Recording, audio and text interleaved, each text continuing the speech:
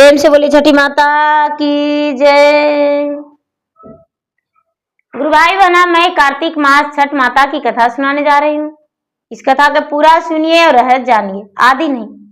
आदि सुनने में छठी मैया का अपमान होती है, पूरा सुनने में छठी माता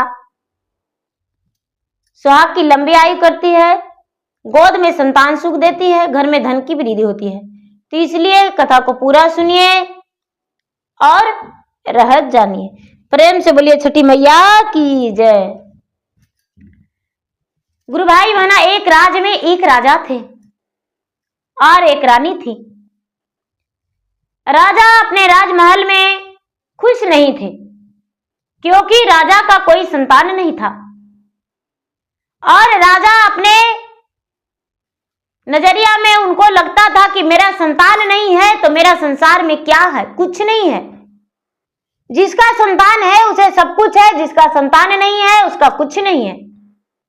राजा रानी दोनों बड़ी दुखी रहते थे। राजा रानी को बराबर यही लगता था कि मेरा जब समय गिर जाएगा, जब मेरा एक लाठी का जरूरत होगा तो मेरा हाथ में लाठी कौन देगा, अंगुली पकड़ के मुझे कौन ले जाएगा, जब बिस्तर पर गिर जाएंगे तो मेरा सेवा कौन करेगा। राजा यही सोच सोच के आंसू गिराते रहते थे, उदास रहते थे। एक दिन रानी राजा से बोली, हे स्वामीनाथ, मेरा जी बड़ा घबरा रहा है, लगता है कि मैं इस राजमहल को छोड़कर चल जाऊं। राजा कहने लगे, हे रानी, आप राजमहल को छोड़कर कहां जाएंगे और कैसे जा सकते हैं? भला इस राज को कौन संभालेगा, कौन देखेगा? राजा कहते हैं कि हे रानी, जिसका संतान नहीं उसका संसार नहीं। मेरा तो जी करता है कि मैं अपने गले दबाकर खुद का अपना प्राण त्याग दूं। रानी बोली कि तो ठीक है स्वामीनाथ, चलिए हम तीर्थ यात्रा पर चले जाएंगे और कुछ दिन बाद फिर वापस आ जाएंगे। राजा और रानी दोनों तीर्थ यात्रा काशी नगरी घूमने के लिए घर से निकल गए। जब घर से निकल गए तो एक बहुत बड़ा सा नदी था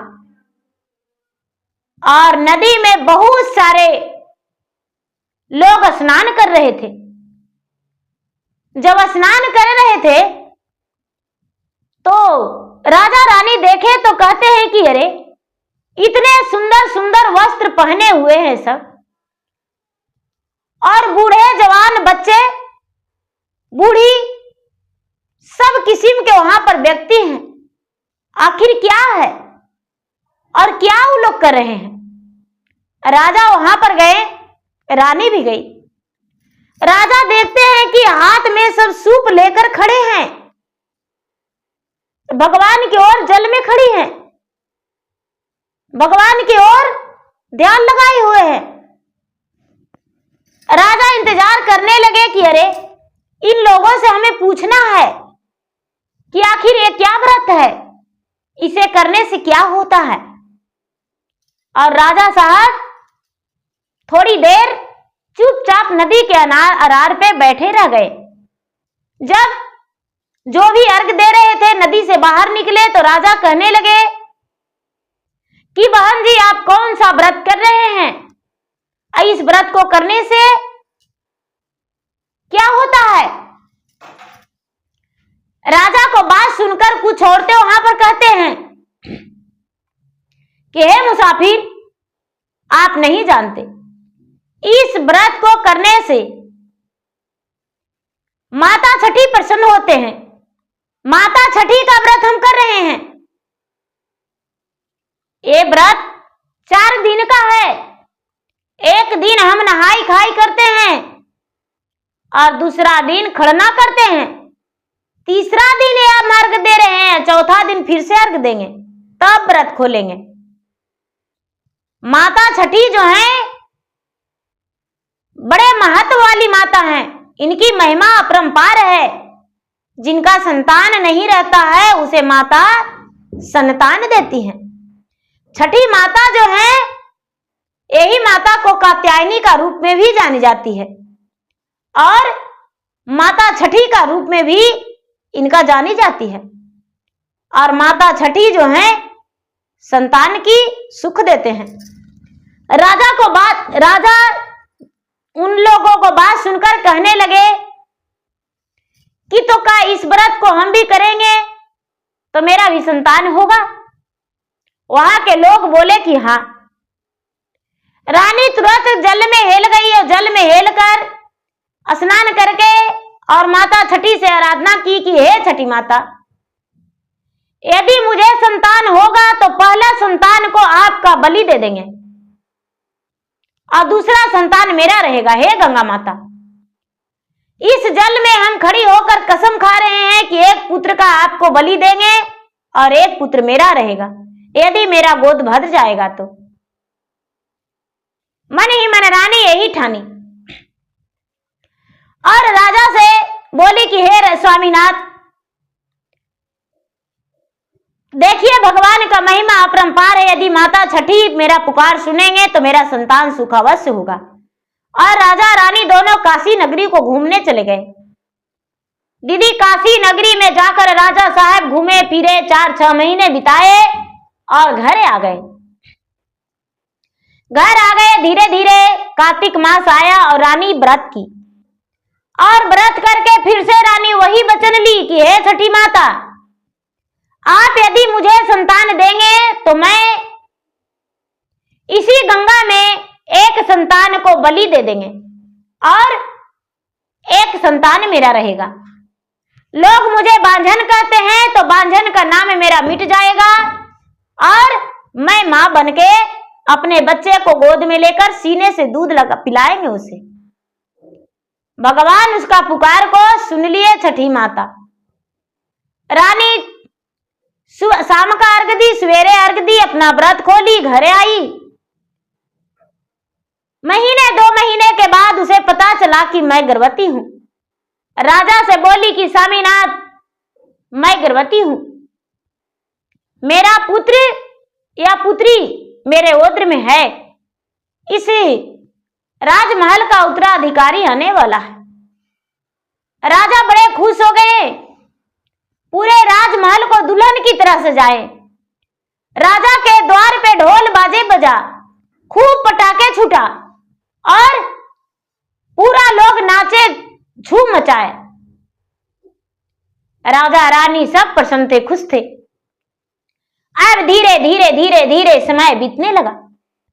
दीदी, समय बीतते बीतते रानी का 9वां महीना हुआ और 9वां महीना होने पर दीदी रानी का ओद्र से जुड़वा बच्चा पैदा लिया। रानी का ओद्र से जुड़वा बच्चा पैदा लिया तो दीदी, रानी हो या प्रजा हो, गरीब हो या अमीर, संतान को कोई नहीं चाहेगा कि मेरा संतान को एक कानी अंगुली में भी दर्द हो, मेरा बच्चा दुखी हो। रानी दोनों बच्चे को अपना छाती से लगा के दूध पिलाने लगी, उसे तेल लगाने लगी, उसे पोसने लगी, रोज प्रतिदिन उसको सेवा करने लगी। अब दोनों बच्चा रानी का नजर में उतना ही प्यारा था। रानी अब किसी को भी नहीं सोचती है कि मैं अपने बच्चे का बलि दे देंगे। दीदी, धीरे धीरे छठ माता का दिन आ गया तो रानी कहती है कि ए जी, हम छठी मैया के गच्छे थे कि हे छठी माता, मेरा जो बेटा हो जाएगा, गंगा मैया मेरा बेटा हो जाएगा तो हम अपना पुत्र को बलि दे देंगे। ए जी, कौन बेटा के दे बलि, कौन ज्यादा सुंदर है? राजा कहते हैं कि देखो, ये बेटा जो है मेरा सूरत में मिलता है, इसका सूरत, तो इसका तो बलि देने ही नहीं देंगे। रानी कहती है जी, इसका सूरत हमको में मिलता है, इसको भी बलि हम नहीं देंगे। दोनों पुत्र मेरा ही है, हम बलि नहीं देंगे। राजा कहते हैं कि तो ऐसा वचन क्यों ली थी? ऐसा वचन किसने लेने बोला था? छठी माता तो संतान सुख देते हैं, तो तूने बलि कैसे गछ दी? अब रानी का कलेजा फट रहा है, कलेजा जो है फट रहा है, लग रहा है कि अपना बेटा को बलि कैसे दे दे। धीरे धीरे 1 साल हो गया बच्चा के, दोबारा छठ आ गया, धीरे धीरे 2 साल हो गया, 3 साल हो गया, 5 साल हो गया। अब रानी के मन में अजीब अजीब ख्याल आने लगा कि हम गंगा मैया के बोले थे कि हे गंगा मैया, अपना बेटा को हम बलि दे देंगे, और यदि बलि नहीं देंगे और मेरा बेटा मर जाएगा तब क्या करेंगे। इसीलिए हम व्रत करके और बलि देंगे। राजा से रानी कहती है कि ये जी 12 कोस का राज है मेरा, इतना धन संपत्ति है, किसी को कहिए मेरा आधा धन ले लेगा और अपना एक बेटा दे देगा। राजा बोले कि हाँ ये भी ठीक है। राजा के घर एक दासी थी, नौकरानी, और राजा के घर झाड़ू पोछा बर्तन किया करती थी और वो भी व्रत करती थी, छठ माता के व्रत वो भी करती थी। तो सबके दौरा भरल फल भलारी बढ़िया बढ़िया कपड़ा पहने हुए देखती थी, तो अपना पति से कहती थी कि ये जी देखिए तो सब छठ में जाती है तो कितना अच्छा अच्छा साड़ी पहनती है जी, और दौरा भर के फल रहता है, समूचा केला के कांधिए रहता है, पूरा फल सजाया हुआ रहता है, बड़ी अच्छा लगता है जी। हमको तो भगवान देवे नहीं किए हैं तो क्या करे, खाली पाने फूल से अर्घ देते हैं। यदि छठ मैया की कृपा होता तो हमको पास भी धन हो जाता है। छठी माता कब हमको धन दीजिएगा, 3 गो बेटा दे दिए हैं, एगो पति है, एगो हम हैं, बड़ी मुश्किल होता है पालन करने में। हे छठी माता कुछ कृपा कीजिए। प्रतिदिन ही कहती थी, जब छठ के नहाय खाए आया तो राजा साहब घोषणा कर दिए कि जो मुझे एक बेटा देगा उसको हम आधा राजपाट दे देंगे, अपना जैसा महल बना देंगे। राजा साहब जो थे, राजा के घर में एक नौकर एक नौकरानी थे, तो उनको 3 गो बेटा था। तो वो कहती है कि ये जी राजा साहब नगर में ढिलवारा पिटवाए हैं कि जो हमको एक बेटा दे देगा तो उसको हम आधा राज आधा पाट और अपना जैसा महल बना देंगे। तो ये जी हमको 3 बेटा है, एगो दे ही देंगे तो क्या होगा, 2 गो रहेगा। और जानते हैं राजा साहब जब धन संपत्ति देंगे ना तो हम छठ करेंगे ना जी, तो ढेर माना फूल लेंगे, फल लेंगे, पूरा मनी प्रसादी सजाएंगे, भर डलवा ले जाके छठ मैया के अर्घ देंगे, बहुत धूमधाम से अर्घ देंगे। आप कहिए ना बड़का बेटा के हम दे दें, तो वो जो नौकरमा है जो कहते हैं कि हम बड़का बेटा के नहीं दे सकते हैं, तुम ही दे दो ना अपना छोटका बेटा के। बड़का बेटा जो हम हर जोते जाते हैं तो हमको पीठ पुराता है, कोई काम करने जाते हैं तो खाना लेके जाता है, जरा कुछ होता है तो मेरा पैर दबा देता है, जरा हमारे साथ बोलता है तो कितना अच्छा लगता है। हम इसको नहीं दे सकते हैं, मेरे साथ आग लगे बजड़ पड़े धन संपत्ति, छोटका बेटा के तू ही दे दो ना। तो नौकरानियां कहती है ए जी छोटका बेटा के हम कैसे दे सकते हैं, हम कोई काम करके आते हैं तो गोदी में लेके दूध पिला लेते हैं ना, तो हमको अच्छा लगता है, हमको संतोष हो जाता है, हम नहीं इसको देंगे, हम इसको बलिदान नहीं दे सकते हैं। आप ऐसे कैसे सोच लिए कि हम छोटका बेटा के दे देंगे, नहीं ए जी मंझला के दे देते हैं जी। मंझला किस काम के है, एगो तो आपको एगो हमको, मंझला को दे देंगे। राजा साहब के राज दरबार में दीदी वो जो नौकर था वो जाके नगाड़ा बजा दिया, पान के बीरा उठा के खा गया। राजा साहब बोले कि क्या तू अपना बच्चा को देने को लिए तैयार है? हाँ राजा साहब हम अपना बेटा को देने को लिए तैयार हैं। ठीक है मेरे घर लिखा पढ़ी कर दो और मेरा अपना बेटा के सौंप दो। ठीक है राजा साहब। वो जो नौकर था दीदी, नौकर राजा के नाम कर दिया कि ठीक है आप मेरे घर से बेटा के ले लाइएगा और बलि दे दीजिएगा, उससे हमको कोई तकलीफ नहीं है। राजा साहब आधा राज आधा पाट अपना जैसा महल बनाने का हुक्म दे दिए।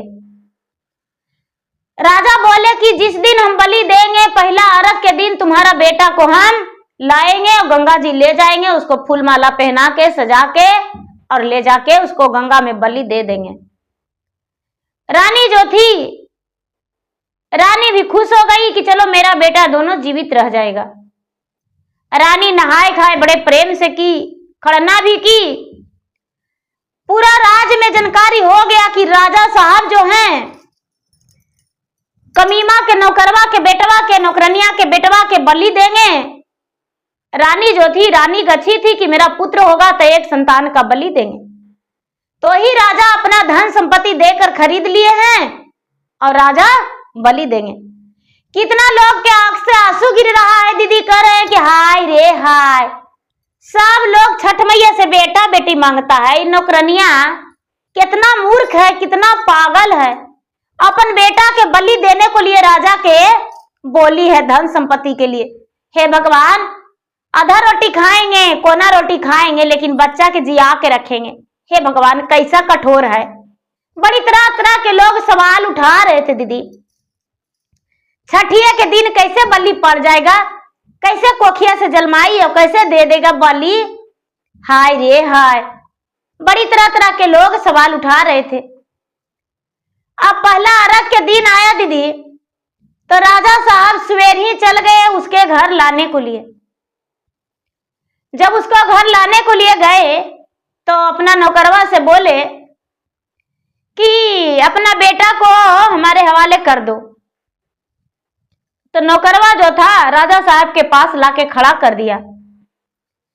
तो बोलता है बचवा कि पिताजी, हम राजा के घर क्यों जा रहे हैं।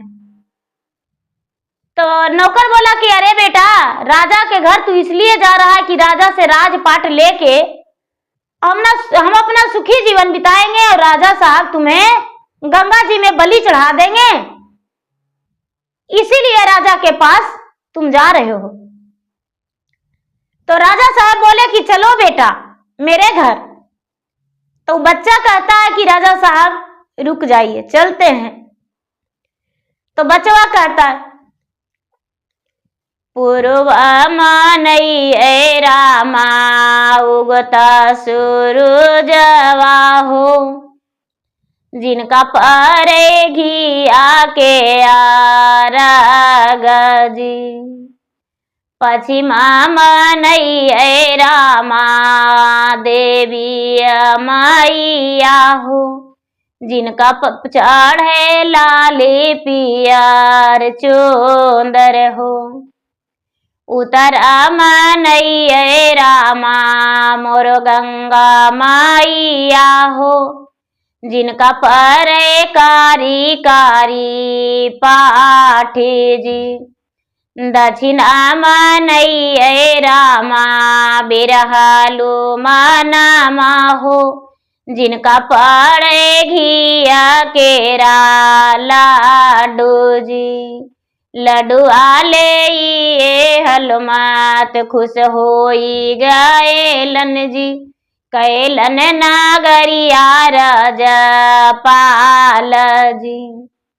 बड़का जे बेटवा रामा पापा के दुलारुआ हो, पापा के पीठिया पुरावे जी। छोटका जे बेटवा रामा मम्मी के दुलारुआ हो, मम्मी के गोदिया भरल रहे जी। मंझला जे बेटवा रामा कोई के नाही है जी। गंगा माई के परे बलिदान जी, छठी माई के परे बलिदान जी। जेहू छठिया मैया देतन बाला कावाजी, ओही लेतन बलिदान जी। धरती ना फटे रामा हम छिपी जाइए जी, उड़ जाइए हम आकाश जी।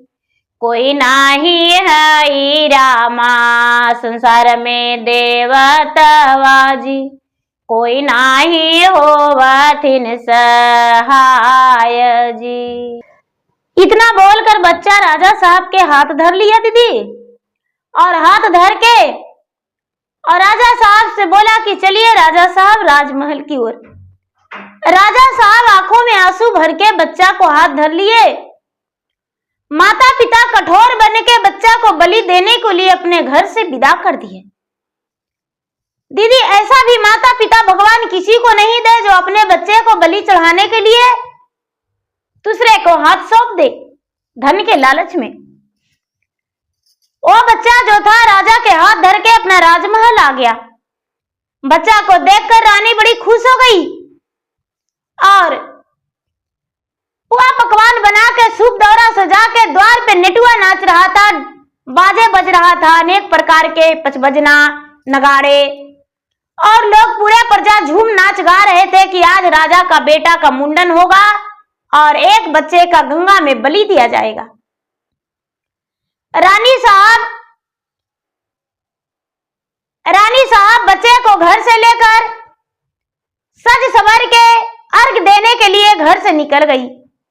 बच्चा को पूरा फूल माला पहना दी और पहना के घर से निकाल दी। सारे लोग जाने लगे, गीत गाते नाचते झूमते, सब नदी के आरार पर पहुंच गए। रानी वहां जाकर कहने लगी कि पहले हम बच्चा को बलि देंगे। सारे लोग कहने लगे कि आप कैसी हैं? क्या आपको समझ में नहीं आता जब बलि पड़ जाएगा तो क्या हम लोग अर्घ दे पाएंगे? नहीं देंगे अर्घ। देखने वाले तो झुंड से लगे हुए थे दीदी। देखने वालों को लग रहा था कि हे भगवान, राजा साहब अपने पुत्र के बचाने के लिए नौकर का पुत्र का बलि दे देंगे। और कैसी मां है जो अपना पुत्र के बलि देने को लिए दूसरे को हवाले कर दी। हे भगवान, ऐसा धन संपत्ति गंगा में दहा जाता या अग्नि में जल जाता। टुकड़ा खा के रह जाते लेकिन समूचा रोटी पर हक नहीं जमाते। कैसी मां है? सारे लोग अजीब अजीब सवाल उठा रहे थे। गंगा के घाट पर सारे लोग अर्घ देने लगे। पहले अर्घ पड़ गया, उसके बाद राजा हैं जो बच्चा को बलि देने जाने लगे तो बच्चा से कहते हैं कि बाबू कुछ खाने का मन है या किसी से मिलने का मन है? बच्चा कहता है राजा साहब क्या खाएंगे, क्या पिएंगे, किससे मिलेंगे? संसार में मेरा आखिर है ही कौन? कोई नहीं है। क्या कोई रहता तो मेरे बलि पड़ता? नहीं राजा साहब, देना ही है तो एक बोरी रेत लाके दे दीजिए नदी से। राजा साहब एक बोरी रेत ले आए और कहने लगे कि यही तुम्हारा मांग है? हाँ राजा साहब, मेरा यही मांग है, इससे ज्यादा कुछ नहीं।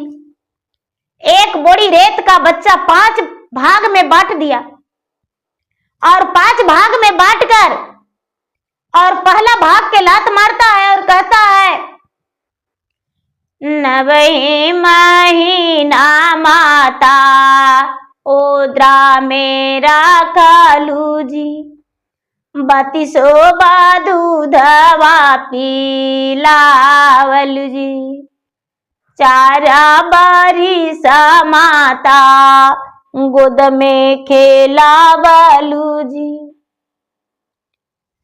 पल भर में गएलू भूलाई जी, धन में के लालच माता तू पड़ी गएलू जी, बेटवा के दिहलू ते आग जी।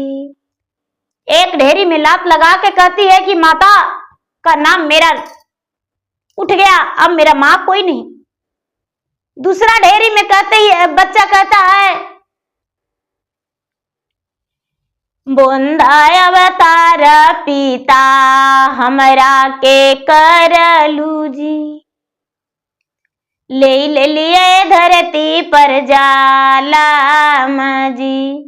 बेटा बेटा कही पिता हमके दुलारलू जी, गोदवा में रखलू सोलाय जी। अपने जे भूखा रही हमरा खेर खिलाबलू जी, पल भर में गएलू भूलाई जी।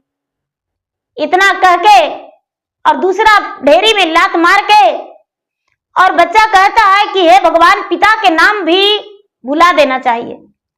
यदि मेरा पिता होते तो मेरा बलि नहीं पड़ता। और दूसरा में भी लात लगा दिया।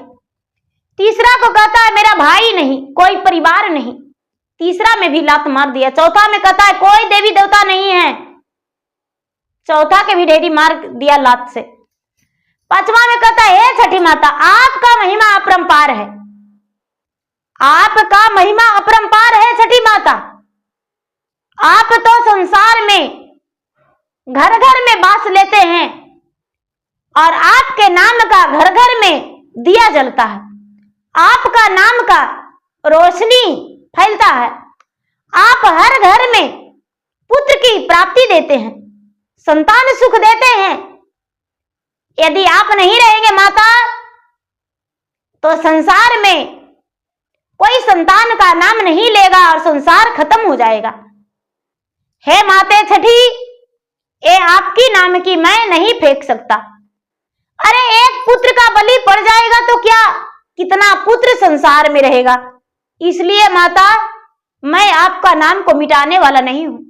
छठी माता के नाम से ढेरी छोड़ दिया।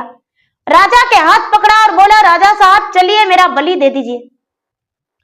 राजा साहब खुशी खुशी गंगा जी में हेल गए। सारे लोग गंगा के घाट पर देख रहे थे और सबका आंखों से आंसू गिर रहा था कि हे भगवान, आज राजा साहब अपने पुत्र के बचाने के लिए एक नौकर के पुत्र को बलि दे देंगे।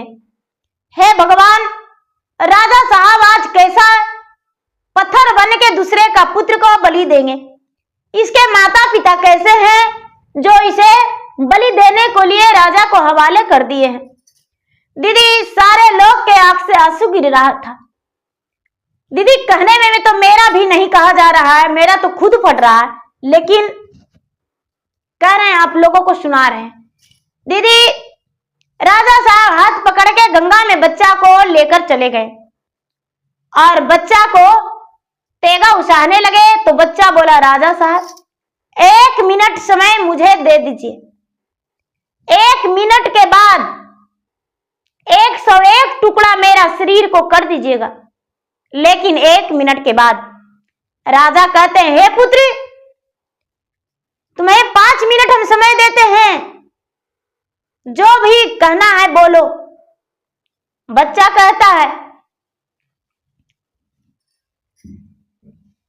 फटे धरती आरामा, गंगा धारा छुपते जी, उड़त धूरी आकाश जी। हमरा के परे रामा पड़े बलिदान माजी, धरवान बहे रक्त जी। एहू जे रक्त मोरा धारा मिली जय तेजी, माता साबा करे तनया स्नान जी। बड़का जे बेटवा रामा पापा के दुलारुआ जी, पापा के पीठिया पुरावे जी। छोटका जे बेटवा रामा माता के दुलारुआ जी, माता के गोद भरल रहे जी। मंझला जे बेटवा रामा कोई के नहाई जी। राजा घर पर बलिदान जी। राजा के राजा पाट अमत मोरा ले तन जी। भोगता ना सुख सन सार जी। राजा जो थे दीदी, राजा का शरीर थरथर कांपने लगा, हाथ कांपने लगा, हाथ का तेगा बीच धारा में भिगा गया और राजा साहब का आंखों का आंसू रुकने नहीं लगा। राजा साहब तो पूरा जार बेजार रोने लगे। जैसे गंगा की लहरा बह रहा था उसी तरह आंखों से आंसू बह रहा था राजा को। अब तो राजा को वहां पर लग रहा था, घुटन सी महसूस हो रहा था और बच्चे का गोद में उठाकर कहते हैं चलो पुत्र अरार पे। बच्चा कहता है राजा साहब मेरा बलि दे दीजिए, यदि मेरा बलि नहीं देंगे तो आपका पुत्र मर जाएगा, आप अपना पुत्र के बचाने के लिए मेरा बलि दे दीजिए। राजा साहब कहते हैं मेरा पुत्र अग्नि में जल जाए या तो गंगा में दह जाए, लेकिन हम तुम्हें अपने हाथों से बलि नहीं दे सकते। राजा साहब उस बच्चे को लेकर गंगा के घाट पर चले गए दीदी, और रानी देखकर गुस्से में आग बबूले हो गई और कहती है कि हे राजन, क्या इस बच्चे को आप बलि नहीं देंगे? क्यों आप इसे गंगा से लेकर बाहर आ गए? राजा कहते हैं कि मुझसे बलि नहीं पड़ेगा। रानी ने बच्चा को गोद में लेकर और गंगा में उतर गई, हाथ में तेगा लेकर, और कहती है हम बलि देंगे। बलि देने को लिए तेगा उसारने जा रही थी कि बच्चा बोले रानी साहब मुझे 1 मिनट वक्त दे दीजिए, 1 मिनट के बाद मुझे बलि दे दीजिएगा। रानी बोली 1 मिनट क्या, तू तो 10 मिनट तक भी मेरे से वक्त ले सकते हो, 10 मिनट के बाद ही बलि देंगे, कोई बात नहीं। बच्चा बोला ठीक है, हम 1 मिनट तक आपसे वक्त मांगे हैं। रानी कहती है क्या तू नदी से भाग जाओगी क्या? बच्चा बोला नहीं माँ, मैं भागने वाले में से नहीं हूं, आखिर किसके घर जाएंगे भागकर? मेरा माँ तो आपके हवाले कर दी है और आप मुझे बलि देने वाले हैं, तो भला हम कैसे भाग जाएंगे?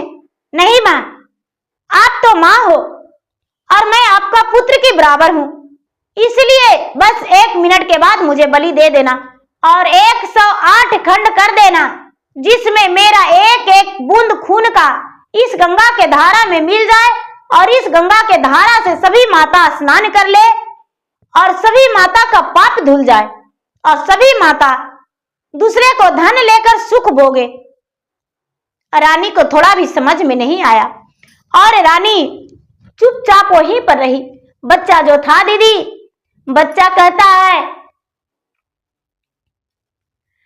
नबही महीना माता ओद्रा मेरा खलू जी, 32 दूधवा पीलावलू जी, 4 बरिस माता गोद में खेला बलू जी, से कर कुछो नहीं याद जी, फटे धरतिया माता जल छिपी जयत जी, धुरिया न उड़त आकाश जी, हम रोजे पढ़ते माता गंगा में बलिदान माजी, धरवाना रक्त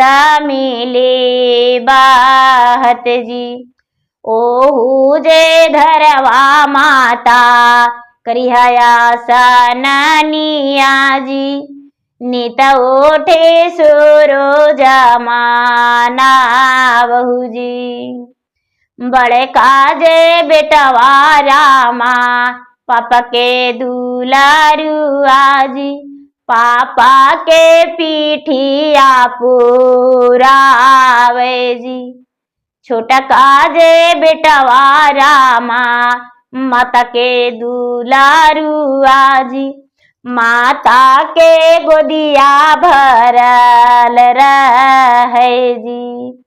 मजला जे बेटवा रामा और कोई के नाही है जी, राजा घर पड़े बलिदान जी। राजपाट ले ही माता अभोगतन न सुखवाजी, और राजा ना देतन बलिदान जी। इतना कहते रानी का कलेजा जो था फट गया और आंखों से आंसू झरझर गिरने लगा। बच्चा को गोद में उठा ली, तेगा को गंगा में फेंक दी।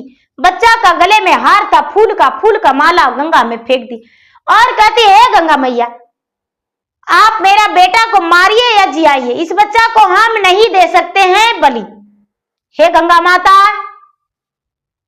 मैं आपसे पुत्र मांगा था जरूर और बलि भी गथा था जरूर, लेकिन हे गंगा माता मैं इस बच्चा को बलि नहीं देंगे। हम इस बच्चा को गोद में लेकर अपने पुत्र स्वीकारेंगे। और झट से गंगा के अरार पर रानी आ गई और कहती है कि हे बेटा, आज से मेरा 3 पुत्र रहेगा, 2 नहीं। तू मेरा पुत्र है और हम तुम्हारे माता हैं। तू मेरा बेटा है। मैं जन्म तो 2 का दिया हूं, लेकिन मेरा 3 पुत्र रहेगा। जो उसकी माता थी, असली माता उसी गंगा के अरार पे खड़ी थी बेटा को बलि देखने को लिए। सारा लोग कहने लगे कि अरे कैसी निर्दयी मां हो तुम, आखिर कैसी कठोर हो जो धन के लालच में राजा के हवाले कर दी हो। अरे बच्चा कमाएगा उससे ज्यादा, तुम्हें क्या समझ में आता है?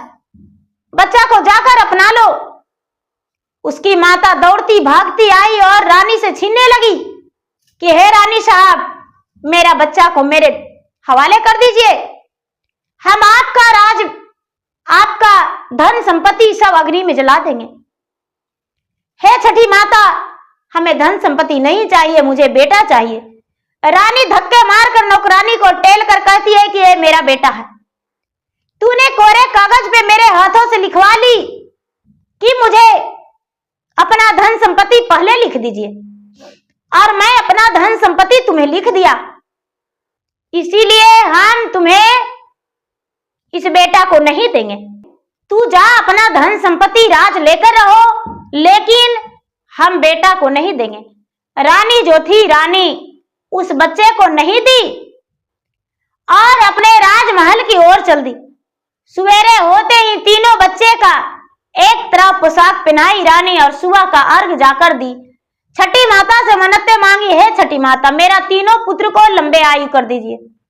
मेरे तीनों पुत्र मेरे राजमहल के अंदर रहे, खुश रहे और सुखी रहे। तीनों पुत्र के लिए रानी भगवान से कामना की। तीनों पुत्र रानी का कलेजे से लग गया। अब रानी जो थी अपना पुत्र की तरह नौकर के पुत्र को भी मानने लगी।